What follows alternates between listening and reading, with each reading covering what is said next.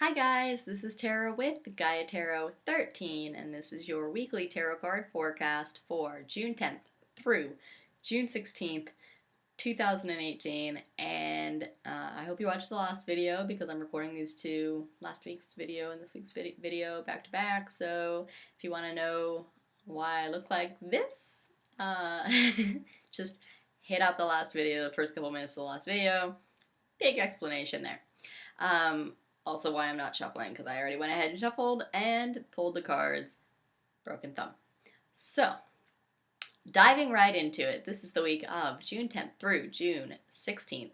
As always, with the tarot cards, I'm going to pull 3 cards from the tarot deck. 1 for your work and financial life, 1 for your love and romantic life, and 1 for your home and family life. As I said, they're already down. Let's get going. In your work life, we have the Ten of Cups reversed, and this is about whitewashing something, creating an appearance, superficiality, making something look good that maybe isn't that good, like you're overcompensating. Again, this is in your work and financial life. So maybe if it's not with your like work situation itself, maybe with regard to your finances, you've got something going on with your money and your financial life. Maybe more debt than you want someone to know that you have, or maybe some good for you. If you've got more money than you want someone to know you have, good on you. Um, so this is, maybe trying to hide the reality of your finances from another person for whatever personal reason you may have for that. But this is maybe like trying to make something look different on the outside than what's really going on. As it relates to your job, it could be that you are kind of maybe telling yourself that this is a job you like and that you want to be there and that you're valued and that you make good money, or you're giving yourself a million excuses to stay in a job that doesn't make you happy. If you're applying for a job, be careful. This could be that the employer isn't all you think it is. It may look really good from the outside, may look like a desirable job, and then when you get in it, you find out that they want you to work 100 hours a week, but they're going to pay you salary, and a not great salary at that. So, ultimately you're making like $3 an hour if you break it down. Something like that, but it's a really reputable company, and so, you think like, oh, I'd love to work for that like big organization, and, to get in with them would be great, and then you find out it's not. So just keep an eye out for appearances not being all they're cracked up to be this week. In your love section, we have the Hanged Man reverse. If you are single and looking, you could have multiple suitors. If you have multiple suitors kind of coming around, if you've been dating around, this is you deciding to pick one of those and be exclusive with one of those people. If you are in a coupled relationship, this could be taking your relationship to the next level, or making some like firm decisions about your romantic relationship. Again, taking it to the next level, moving in together, saying I love you, all of those things are like a big deal in a relationship. So this is you kind of making the decision and having the realization of where you are in that relationship, and moving on to the next step.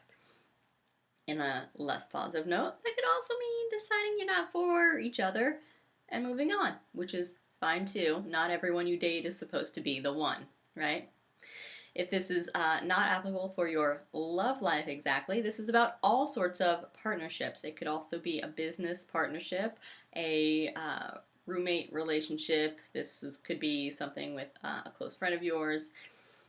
Still having that sort of decision and realization, and moving to a different part of your life with or without that person. In your home life, we have the Ace of Pentacles upright. This is a new opportunity. Um, it could be a new financial opportunity. Pentacles is generally about money, so an investment. It could be an investment opportunity. I'm also drawn to the garden in the background.